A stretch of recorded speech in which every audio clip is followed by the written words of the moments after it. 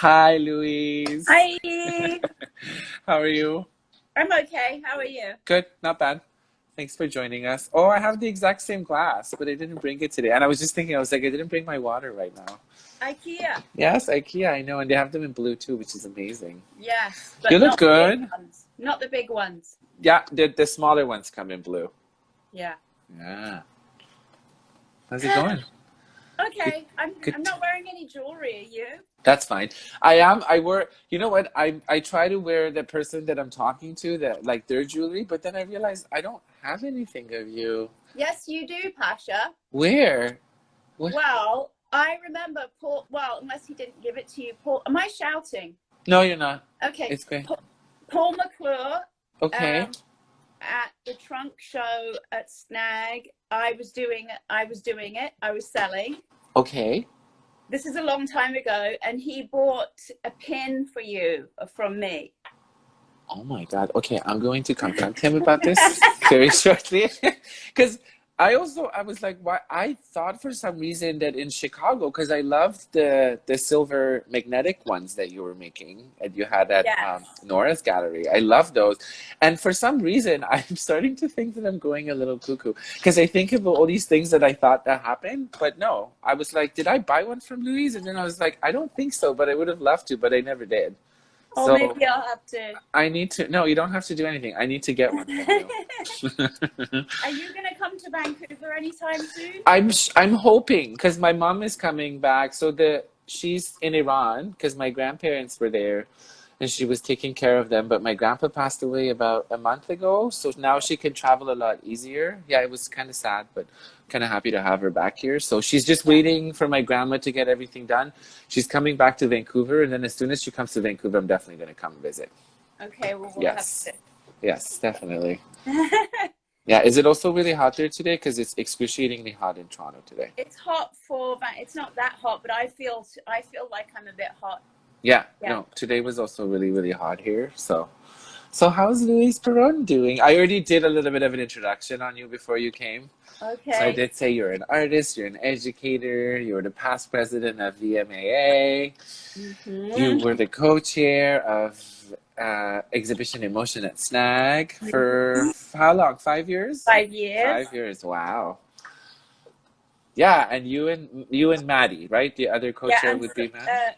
Matt Lambert Matt Lambert, yes. and Selena Zisman. Oh, right, yes. Oh, okay. So there's three of you. I always Yeah, thought it was you and Matt. it was me and Matt from the beginning, and Okay. then Selena came in. I can't remember which year, maybe 2 years in. Okay. Sorry, Okay. Selena, if you're. Okay. She really was good.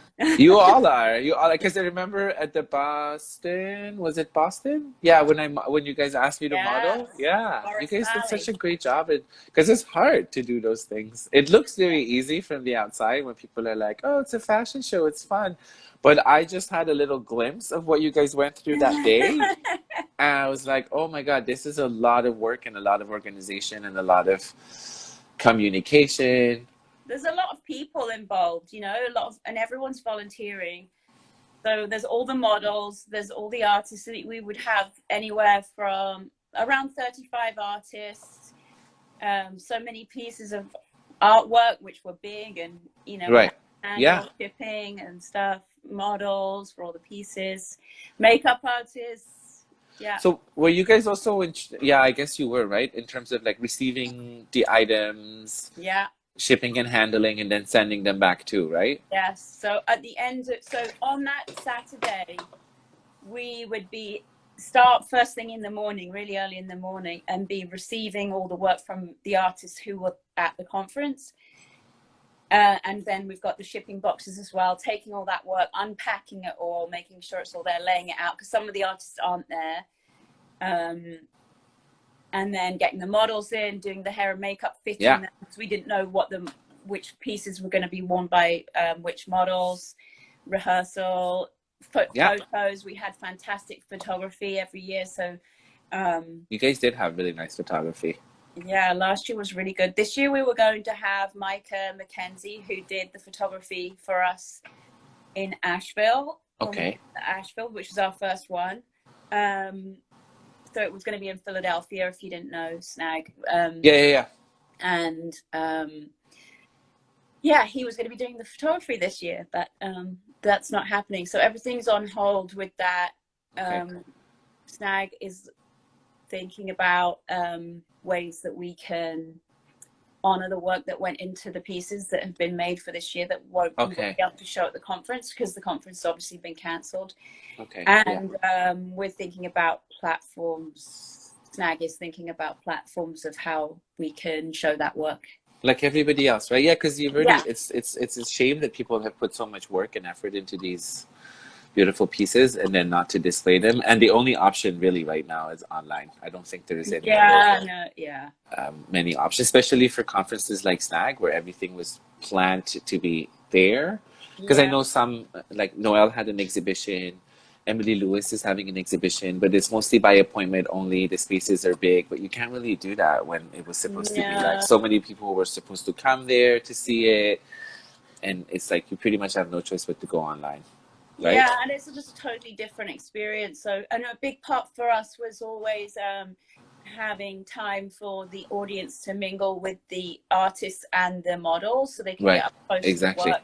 All of that is not the same. It's not the same, no. Having said that, though, with, you know, just to go more broadly talking about jewelry and stuff, is that with my own approach to my work, fairly early on, I realized that many more people would see it as a photograph than would ever see it as in real life. True. And so when I make my work, which I haven't been doing for a long time, when I do make work, I do consider how it will look in a photograph. And if it is, like, I won't make life so hard for myself that I'll make a piece that's really difficult to photograph. Okay.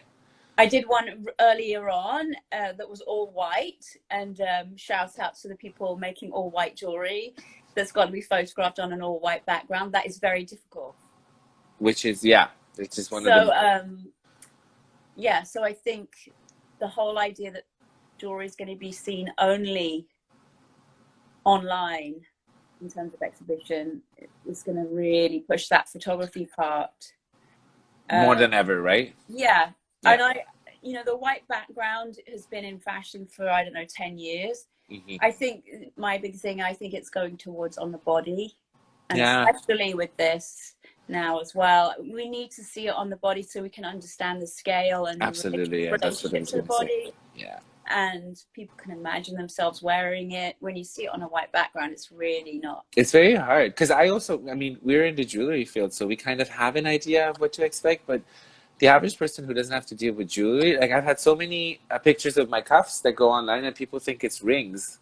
Right. But which I made the rings later on. Yes. I was like, why don't I just make the rings? But I was like, how can you see this as cuffs? But then I was like, they have nothing to scale it with. It's just pictures of a round thing, and everybody's mind just goes to rings first.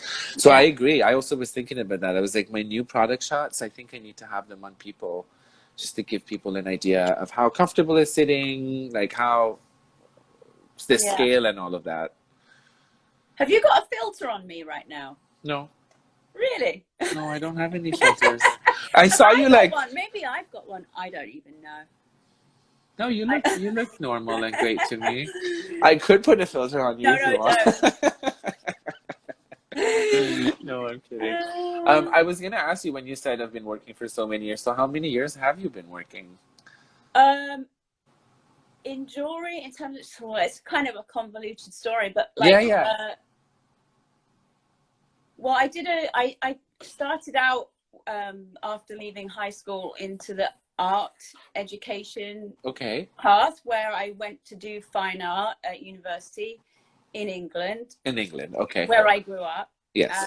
And I did sculpture, I guess you'd call it, mixed media sculpture. So there was some sewing involved. Okay. And alternative, we didn't call it alternative materials then. Mixed media, different materials. Yeah. Right. And then I was a nanny for a couple of years of disillusionment, just to move to London, live in London, and hang out. Yes, of course. Why wouldn't you? Yes. Yes. And then I went back to school and got my teaching diploma to be an high school art teacher. Okay. So that's a year. It's called a post in the UK. It's called a postgraduate certificate of education. That was a year after doing a degree to become a high school teacher. Okay. Mine was specializing in art. So I taught for 2 years in a high school in the UK, art and design, full time. During that time, I met the guy who's now my husband, who was Canadian. Oh, okay. And rather than just get married to come with him back to Canada because his visa was running out, I decided to go the become an international student route. Oh, and then, okay. This is interesting. Okay. Yeah, so I, and he was going to be living in Calgary, which I had no idea what Calgary is. Yeah. You're like, what? Where is that? Yeah. And so Alberta College of Art and Design is in Calgary, and I looked at that college and what programs were available, and I thought, oh, jewelry. My friend said, oh, jewelry would be good. Would be fun. Would be fun. Yes, it's always fun. So I thought, yeah, I could learn some actual skills because the degree I did in fine art was very, how can I say, not skill based. It was all conceptual. Okay. So yeah, I signed up. I didn't think I just thought I was doing it to get the visa, which is not uncommon. Yeah. But I ended up, doing the whole degree, finishing, marrying the guy. Yeah. Still with the guy. Yeah. And so when I graduated from ACAD, I went to the SNAG conference right away because my teachers there were, involved with SNAG and they always used to go. So we went, and I was in the student exhibition, and which was which wasn't online then, it was an actual gallery. It was in Denver. And the people from Mobilia, Libby and Joanne Cooper, they saw my work there and asked to carry my work right away. Oh, okay. So I was, I didn't even know what was going on. It was quite fast, and this is like 2002. So okay, I was gonna ask what year that was. Okay. Yeah, so the art jewelry market was completely different then. This is very different. Yes. Post 9/11, but pre the 2008 recession. So there were, Sofa New York still existed and Sofa Chicago. So I went to those fairs. You could sell pieces. Collectors were spending money on bigger items. Right. And I wasn't making a living from my work. I was working at Vancouver Art Gallery part-time. I was working at Object Design jewelry store to get my studio space in the back. Okay. In Vancouver. So yeah, so I was doing that for a couple of years, and then I got pregnant. My studio was not a safe environment. I was working with anodized aluminum. Okay. So I stopped. And I thought it would be a short amount of time, but it ended up being 6 years or 7 years. I had another child, and then I had postpartum depression and anxiety with my second child. I was quite ill. Okay. And on medication, and it just wasn't feasible for me. Good time to go back, yeah. No, I understand. So when my youngest one started going to school, this is how I got into the fabric jewelry, because I couldn't have a studio and I didn't have time.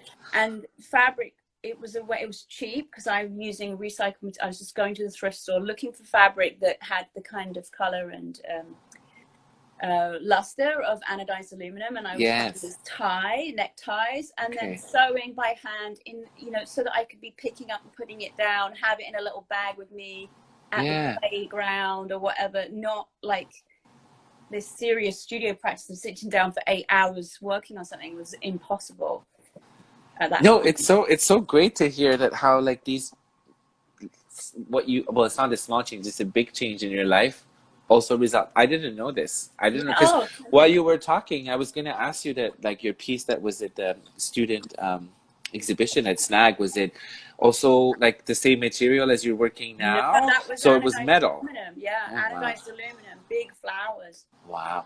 I see. I had no idea. And then now to hear the story of how you started doing fabrics because it was a Yeah, safe environment for your kids. And then now look at you with all the amazing, fantastic pieces that you have made throughout the years. And God knows, because that's where I was trying to get at, that all these changes, like yeah, for me, because I feel like I'm going through changes right now with jewelry, because cool. I'm like, I think we even briefly touched upon it when we were talking that I don't know. I love it. I still love it, and it's my passion. But I feel like I just need a moment. And I'm like, and I was telling you, I was like, I'm thinking about sculptures. I just need to get out a little bit and Yeah, experiment. And I was like, God knows what change is going to come after that if I, really get myself indulged in something else. yeah. We have to adapt, and also, Exactly. I think the thing about taking time, during this whole pandemic time, I have not made any jewelry at all. I've been doing other things to keep Like a lot of try people. and Yeah. keep myself healthy mentally and physically. Yes. But it's okay to I took a break for 7 years, but if you're not working and you're feeling bad about it, people who are listening, I'm sure I haven't even noticed who's on here. If you're feeling bad about it, I don't think you should. I think sometimes good stuff can come out of challenges, Absolutely. and you have to work with the situation, and it's changed. So the world has completely changed. As long as you don't, I mean, everybody deals with it differently, but as long as you don't fall a victim to the events that are going on and don't let that sort of this was very overwhelming for a lot of us. This was a challenge for me, and also everything that was happening. I had to close my studio, so it was very overwhelming, but I was still like, no, like I've been through similar, not exactly to the same extent, but every time that I've passed a challenge like this, I think I've came out stronger and with Yeah, more sort of a positive outlook in the world, that, oh yeah, okay, well, this didn't work out, or this was a really challenging time. How can I use that and channel it into something better? yeah.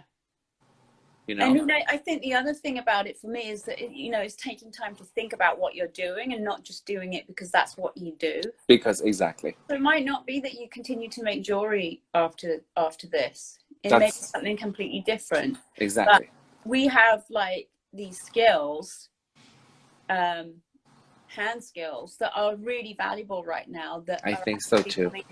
like for me, I've made some masks for friends. Okay. I've been asked Oh yeah. who wants them. I've been asked to sell masks, and I'm working on some masks that are going to be sold. But I felt really awkward about it, and like I was in this moral dilemma about profiting from the pandemic. But I did this. I participated in a webinar that was done on Monday by Alberta Craft Council with a professor whose name is escaping me now, Okay. from the University of Alberta, Okay. about fabric masks and the science behind them, the lack of the science behind them, in Oh fact. wow. But it was if you go onto the Alberta Craft Council website, Yeah, I would love to actually. you can find more information about it. There's a lot of information, or you can look on my Facebook. I posted something, but Oh, you did? Okay, I'll go check that out. Anyway, one of the things she said is about the skills that we have, and they're valuable right now. Our incomes have been slashed. Like my main income for my family comes from my husband, who works in the film industry, so he hasn't had a job since March Exactly. Okay. 13th, and Yeah. won't going back to work in the foreseeable future. So and I haven't been, all the shows that I would have sold my work at have been cancelled. So that's gone. I haven't been teaching at LaSalle since August of last year. So, it's okay for me to try and make some money, but it's also helping other people. It's a resource that I absolutely share. So I'm working on a design for that, but my perfectionism is really getting in the way. I can only imagine. Yeah. You know. Yeah. But I can only just when you said it, I was like, oh my God, yes. And I do get what you're saying about the current situation and wanting to profit off of this, but you're doing something that's helping other people. And also, it was another conversation that we were having with um, another with what's her name, Anne Sophie, because she also didn't have a website, and she was like, I'm just marketing my work at on Etsy, and there's a lot of negative connotation with Etsy, but I don't really have another choice. And I was like, exactly, like right now, we can't have that sore, like the same mentality as we had before. And we also, as artists, we need to live, we need to survive. So if it's selling your stuff on Etsy, if it's making masks that people, and it's not like you're forcing it on people. Like if you make a mask, I'll gladly buy one because I need one, and I haven't found one that I like, and it's also standard, because there's so many masks that are being made that is pretty much just covering you from touching your face. It's not really covering anything from going inside. Yeah, I mean, the thing about the mask is it's more about your protecting other people from you. Pretty much, might potentially, because a face mask is not a respirator. No, and exactly. I cannot make a respirator. No. Without, you know, a lot of. So what I would be making is a face mask that is protecting other people from potential germs. If I have it, which I may have it, and I don't know. So yeah, it is. No, I mean, you know, and you also, because you just said it too, like so many of your shows have been canceled, like a lot of us. I had Toronto Outdoor Show canceled, I had Inland canceled. There was few like Toronto art markets that I did every summer. Those are canceled.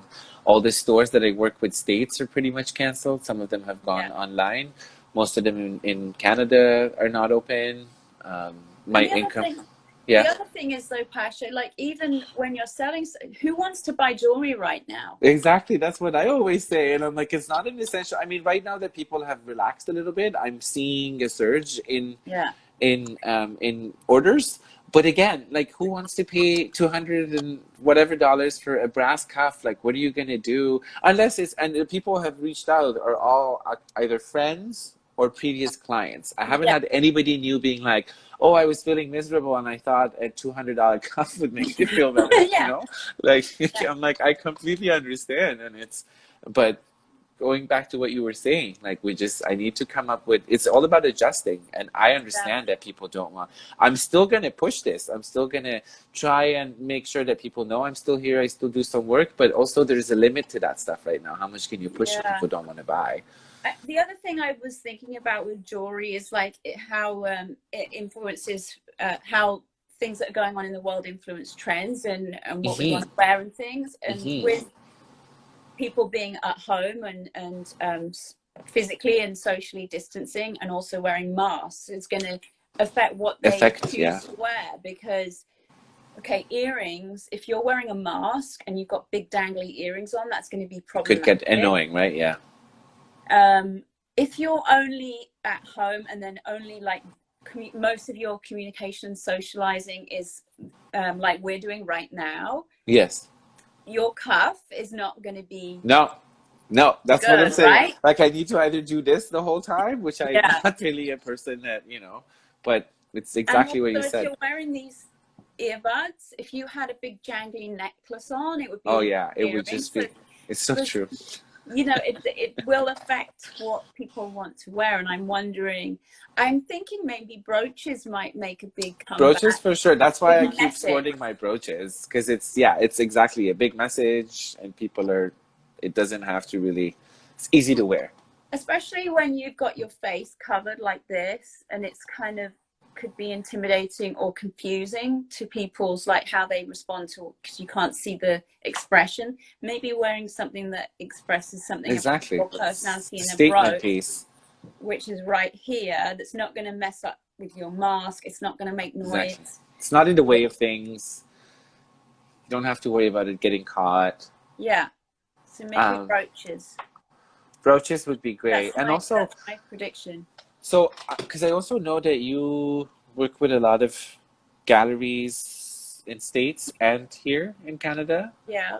Are you having any issues? Because I had issues with sending packages to multiple places. I haven't sent any new stuff since this happened. I'm supposed to be getting a parcel back. Well, no. So I had a parcel that was supposed to be coming back just before the pandemic. Mm-hmm. And so the gallery owner decided to hold on to it. And Okay. they have just emailed me and said, I'm going to send it now. Where do you want me to send it? Okay. Now, in the past, I have a post office. I have a post box in Point Roberts across the border. Oh, okay. So for me, that means I know my work gets there safely and quickly. And I don't have to deal with the border so much. Okay. But now that border is closed, I can't go and pick up stuff from there. So stuff's got to be shipped here. I'm wondering about, I have to make a decision about that. Okay. But I think, you know, going forward, I feel like, especially with everything that's going on in the United States and the atmosphere there, that I really want to focus on Canada and staying within my own borders. Yeah. Because it's just too much trouble. And I think Americans have enough of their own problems to deal with without, you know, me coming in there. I think they need to be thinking about how they could be supporting more Black artists. Yes. And maybe we need to focus on our artists here. That's what I was going to say. I think we also, it was a very awakening time for a lot of us. Yeah. Because I also thought, and I'm going to announce this live in front of everybody, I thought we don't have any problems in Canada. Mm-hmm. As an immigrant who is minority within a minority, I never really had issues, but then until there was some light, I have had issues here and there. I'm not going to lie that it was perfect, but it was also brought to my attention that I don't know how to put this in words that doesn't sound bad, but I wasn't really out in the, because I speak very good English since I moved here. You know, I haven't had, like, we always went to a neighborhood that there was an eclectic mix of people in Vancouver. Right. Until I went to Montreal and I was growing up, that I saw some of my own peers that are coming from Iran that, let's say, had darker skins, or their English weren't perfect, so they had a bit of an accent, or they were wearing a hijab, or anything that kind of put them in that alien category, that you're not one of us. Then that's when I started to see that, oh my God, we also have a big problem here. Yeah.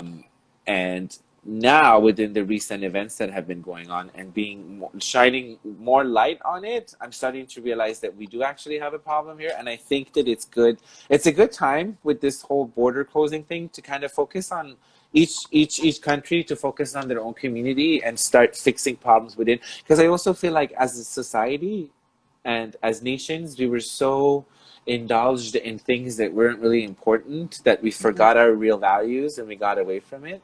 So now it's a good time to sit down, because, you know, what you said, I was like, how many colored, even the institutions that I was at, I was like, how many colored artists did we have when I was there? How many, you know, people from different orientation, whether it being sexual or race or whatever, it's there. And also our population is a lot smaller. So it's a little bit easier to sort of act up a bit more quicker here, as opposed to States. I feel like they need a lot of work to be done. But it's a good time for us to do that, I think. I think also our Indigenous artists in Canada have been... That's what I'm referring to mostly, yeah. Yeah, have been treated absolutely very, very poorly, you know? And continue to be. And it continues to be, exactly. So I have a friend who's Korean who was in Whole Foods with his, he had his stroller. I don't know if he had the child with him, but he had the stroller with him. And he got followed around Whole Foods in Vancouver, in Kitsilano. Wow. And by the security guard, and ended up being asked to leave the store. And the security guard, I can't remember what they said, but the implication was the security guard thought he was Indigenous. He's Korean. Oh, God. And, you know, Canada is not any better than the United States. No, it's not. Sorry, but it's not. No, it's the truth. And I'm, you know. Oh, Mestre, my capoeira Mestre has just joined. Oh, yeah? South Mestre. Hello. I'm just going to wave at everybody. Yeah, I'm actually grateful that you brought that up because I'm always it's a subject that needs to be addressed, but I also feel like in Canada we're so conservative, and whereas as an immigrant I can say this, maybe some people can't say it, but there's so many immigrants here too that are just like, we're here to live our lives and we don't want to be bothered by anything else, so let's just be quiet about everything.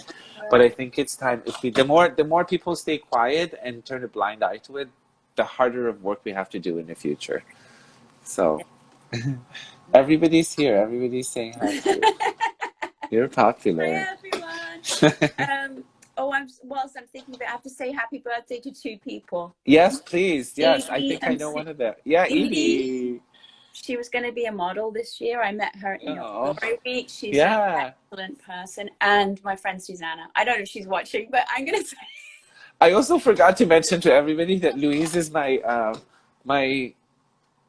what do you call it? My conference and state um, party partner, I guess, or like everything, because we went to SNAG, to 2 or 3 snags that you were there, and then New York Jewelry Week. Jewelry Week. That was so good. And I always have such a good time with you. You're like my Canadian buddy that's like at all those events with me. But yeah. We're going to have more events in Canada, I think. That's what we've been talking about this a lot. And I'm hoping, one of the other things I'm hoping to accomplish with doing this with MetalAid is to just get everybody a bit closer together so we can actually start a conversation on how we can have more. We pretty much have no events in Canada. But I would say one thing that is happening because of the pandemic and the economic fallout from that is that a lot of arts organizations are really suffering, and some of them are, you know, having to change everything or losing members of staff, and conferences being cancelled, all these kinds of things. But I think the organizations that we've got in Canada for jewelry anyway, which is Vancouver Metal Arts Association, Co-Adorn, MetalAid.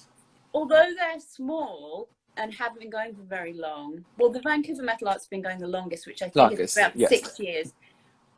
I'm just going to speak for VMAA. It's been very fiscally responsible the whole time. We were very conservative. So VMAA is in a really good financial position right now. We actually have surplus. Good to know. And have done really well, despite like having times when it's felt like it's going to all fold because there's not enough people to do the work. But we're still here. And I think like MetalAid and Co-Adorn, even though we're small, it's a small group of people who are willing to do enough work to keep it going and be realistic about what we can actually do. Exactly. That's the biggest part. Canadians' humility is a good thing in this point, because we're not saying we're going to have a giant conference in a really expensive hotel. Let's start small and do what we can and support each other.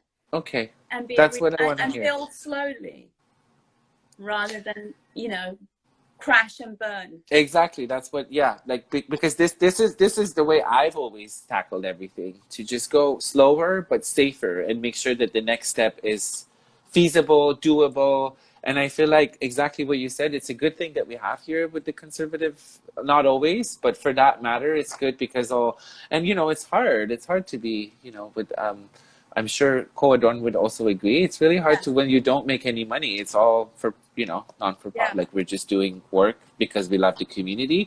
But then the love that we also get back from people and the appreciation that we get, it's that feeling of community that I'm doing this for me and for everybody. And you always see it. So for that reason, I think it would be very successful going on forward with doing more events. And it does need to be sustainable in that, like, this is the other thing, is that it, you know, like, you're not always gonna be, so if Pasha does all the work, say for some reason you can't do that work anymore, you have to do something else, there's got to be someone who's consistent to do that. That's what exactly. No one is indispensable. Yes, exactly. And we've, you know, so far so good. We've had so many people join in MetalAid and leave. There's no hard feelings. Just people can't. Sometimes they move on. Somebody else comes in, helps. But that's the real meaning of community, I guess, right? Yeah. Which is good. whilst I think of it, you were saying you're interested in making like metal sculptures, or Yes, a little bit. that. Yeah. Well, there is a call for entry right now on the Vancouver Metal Arts Association. Oh, there is? Oh. For metal sculpture. Oh, see? Perfect. The deadline is November. Oh, perfect. That's enough time. Yes. So have a look at that. It's going to be a really interesting show at the Italian Cultural Centre in Vancouver. So that is open to anyone. That's great. Thank you. I'm really grateful that you told me that. Francesca is here. Sorry, who? Francesca from New York. I don't know. Paper. Yes, you do. Oh, yes, Francesca, hi. I said I actually waved to her. So that's why I'm like, what? Who? Okay, good. Oh, let's go. Louise, I was also going to ask you, did you always have your studio at home? Or what's going on with that? My studio has been at home because I'm lucky enough to own our house. Okay, that's good. We bought a house in 2005 before it went crazy. Okay. Trying to buy one now, no one can buy a house in Vancouver. No, it's almost impossible to do that in Vancouver, yeah. But I have enough space in my house to have studio space. Okay. This is another thing I've thought about whilst this has been going on, is because I used to envy people who had their studio outside of their home. Yeah. It's hard working from home, and now it is. That. It's really hard to work from home. But I feel lucky now because I haven't had to move anything. I can still do everything. I've got everything I need right here. I think there was always, speaking again about myself, it was always a taboo about around working at home, especially for us. And I'm not going to lie, because I had access to my studio for the first month and a half, and then I had to close it and come home. The first few weeks was extremely strange. But then now I'm slowly getting used to it. And I'm thinking that the amount of money, I mean, I would still love to have a studio, but right now with all the financial situations, we're all pretty much in the same situation. I was like, if I could just afford to save that rent money for a studio for a few months until things kind of go back to normal, so I'm sure that I can have a somewhat of a consistent income, then I'm just going to keep it at home for now. Yeah, for me financially, it's always been not a possibility to have it outside. I haven't been able to justify that ever. So because I have the space here, and the thing is, I share my house with 2 teenagers and a husband and a dog. That also, normally, so in lockdown, normally before lockdown, they'd go off to school and to work and everything. And I would have space, but they're all here, which is whole different ball game. So this room that I'm in, which is like my sort of clean studio where I do sewing and it's not jewelry. I've got another space downstairs with jewelry, metal. Metal. But this did have a massive old computer in it, big screen computer, and my kids would come in here to play on the computer. And once lockdown happened, after about a couple of weeks, I was like, get that out. Get that. Because I don't need you in there. And I'm feeling guilty. The poor things, they can't see their friends, they're talking to them, and then good for you. That's gone. Good for you. Good. So that's good. So you have the space there that you can work, and then you close the door and do my own thing. But I haven't been. What I've been doing is so my jewelry is all that I've done up until before this was all sewn by hand. The fabric stuff is all sewn by hand. It's really labor intensive and slow. And I never really I liked the idea of working with my hands and not using the machine, of it being handwork. But and I've never really loved going on the sewing machine. It felt too quick, But whilst I've been on lockdown, I've just got really into the sewing machine, which I have in here. I can show you later. Yes, please. And just sewing useful things, sewing clothes, sewing stuff for people. And that's felt really nice to just make something. Exactly. Without going out and buying anything. So my income went like that. So I'm only buying food and alcohol at the moment. And, so I just went into, you artists and craftspeople collect so much material, and I'm just using everything I have. which you is know. great. I think Yeah. that's good. You don't have to, and you also like that feeling of making something useful. You said like right Yeah. now is gold. Oh, When I it's make great. something that whatever it is, I even fixed, going back to what you were saying about us having skills, I fixed Yeah. a little thing in our place the other day. Our Yeah. closet was kind of falling apart, and I had to like, you know, measure things and shove little things in there and use my not so small hands to fix it. And then I Yeah. was like, yeah, this feels amazing because it's not Yeah. going to fall apart. And I just fixed something that saves us money. It, you know, saves us from going crazy and getting annoyed every day that something's broken in the house. So doing that, I think is Yes. very, very valuable right now. I'll tell you one thing that actually made me smile was where like because I've got like my textile side and my Yes. smithing side, and it came together. Was I was looking at how I could turn a tube of fabric inside out, a thin tube of fabric that's long. Okay. And I find online, oh, it's this. You use I'm going to say it Canadian, tubing. Tubing. Yeah, tubing exactly. and a stick. So I was able to like, and there's people selling this online, or you can buy it in the fabric store for like $20 for a piece of tube and a stick. And then, you know, so I've got all my own. I've got all these tubes and stuff that I've cut myself, you know. Yes, I don't need to, I can do it all myself.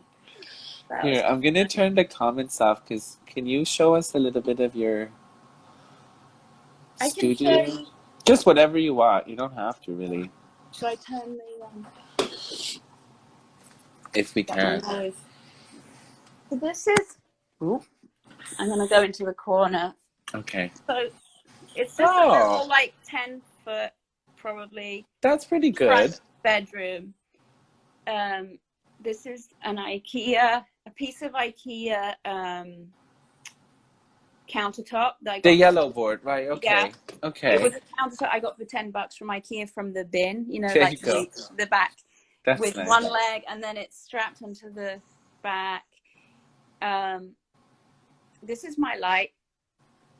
That's a good light. I was just gonna say that looks like a really nice fancy light.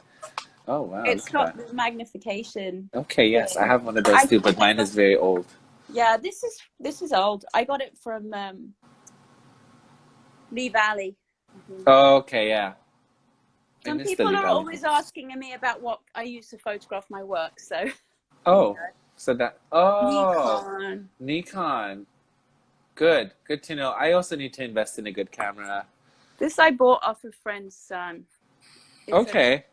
What I want to do though is the next time I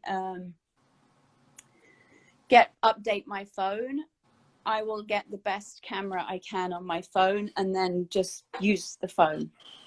Yeah, it's always a dilemma for me for that. Oh, that's your sewing machine. This is my beautiful sewing machine that I love. I got it on Craigslist years ago. It's from the 1960s. Oh, good. They said the older these machines are, the better. Yeah. Like their make is so much better. I can. I love that. I love that. And I got it with this brilliant horn. If you're a sewing person, you know, horn cabinet. Okay. Goes with it. That's like because I like mid-century modern stuff. In the rest of my house, it's kind of there's a Bridget Catchpole necklace hanging up. Oh, that's nice. That's perfect. I got that in Brazil. Sachet away. Sachet away. What else can I show you? This is my where I've been making masks here. Oh, okay. So you have all the. Okay. I've got some different.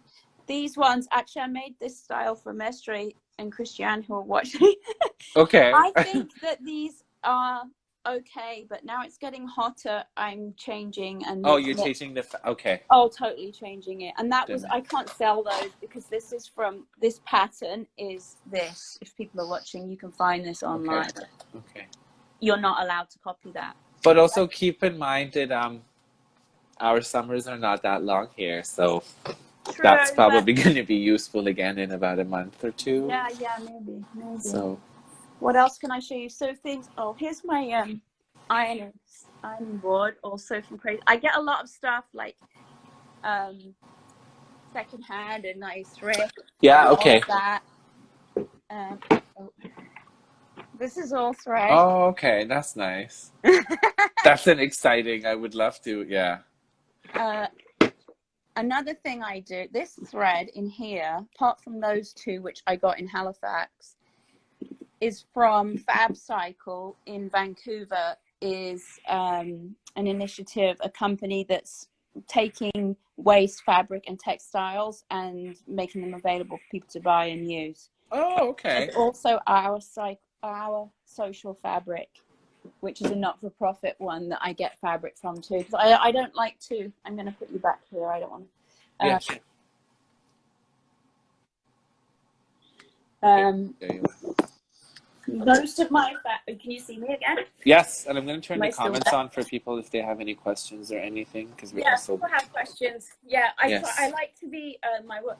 Another thing that has felt good, that I've actually been able to feel good about with my work, even though I'm not doing it, is at the least I'm doing is not making more crap in the world, not taking new raw materials and making stuff. I'm actually taking waste fabric and plastic, like I have all this plastic food and stuff that I use, Okay. and swimsuit material, I got from Fab Cycle, so at least I'm taking trash, literal trash, and making it into something that somebody might want.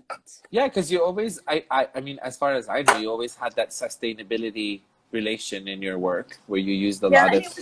It was never a political thing. It came out of necessity for me. Yeah. You know, it wasn't like I want to make this statement about the environment. It was because I couldn't afford it. I couldn't afford.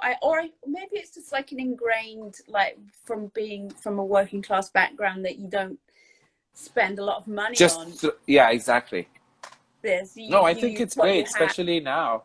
Now, this year was a very good lesson for all of us that we should all, kind of be very aware of all this stuff. And if you can recycle material, please do it. If you can use your old clothes to make something new and use it as opposed to throwing it out. And I think these are all things that we weren't really aware of, like how much trash, like how much it takes for a t-shirt to get dissolved back into, if it's not properly recycled, or all the other things. So it's really good. I'm very, very happy that you're and the thing that you started this before, like it wasn't a political or jumping on the bandwagon, because as far as I've known you, you've always used this sort of material and work. So even when I was a student at ACAD, we had huge bins of copper and the trash bins, and I would the scrap bin. I was so cheap. I wasn't going to go and spend money on a sheet of silver from, I wanted to use the scrap. And Charles, my teacher, Charles Wheaton-Brain, he was always like, not having money is not an excuse for not doing the project. You make out whatever you can. That's why I think goldsmiths are great problem solvers, because you always have to problem solve. Yeah. Yeah. So it's good. It's 6:20. We're getting close to an hour, and Instagram is going to cut us off. So I'm just going to ask if anybody has questions for lovely Louise.